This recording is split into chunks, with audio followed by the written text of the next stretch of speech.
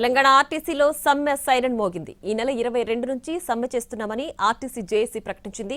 కార్మికుల సమస్యలపై పోరాటం చేసినా ఫలితం లేకుండా పోయిందని తెలిపింది. మార్చి 13న సమ్మె నోటీసులు ఇచ్చామని గుర్తు చేసే ఈ కార్మిక సంఘాలు ఇప్పటివరకు ప్రభుత్వం నుంచి స్పందన లేదని తెలిపారు. ఆర్టీసీ యాజమాన్యం కార్మికుల సమస్యల నుంచి తప్పించుకునే ప్రయత్నం చేస్తోందన్నారు.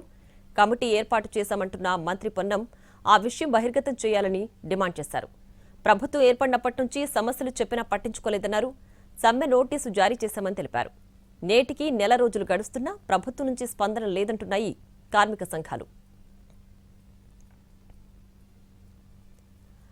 కార్మికుల ఆందోళనపై మంత్రి పొన్నం ప్రభాకర్ స్పందించారు. ఆర్టీసీ సంస్థ పరిరక్షణ ప్రజల ప్రయోజనాల దృష్ట్యా సమ్మెపై నిర్ణయాన్ని వెనక్కి తీసుకోవాలని విజ్ఞప్తి చేశారు. ఆర్టీసీ ఉద్యోగుల సమస్యల పరిష్కారానికి ప్రభుత్వం సిద్ధంగా ఉందన్నారు. ఆర్టీసీ విలీనం, కార్మిక సంఘాల అంశాలు ప్రభుత్వ పరిధిలో ఉన్నాయన్నారు మంత్రి పొన్నం. ఆర్టీసీ విలీనానికి సంబంధించి కమిటీ పనిచేస్తుందన్నారు.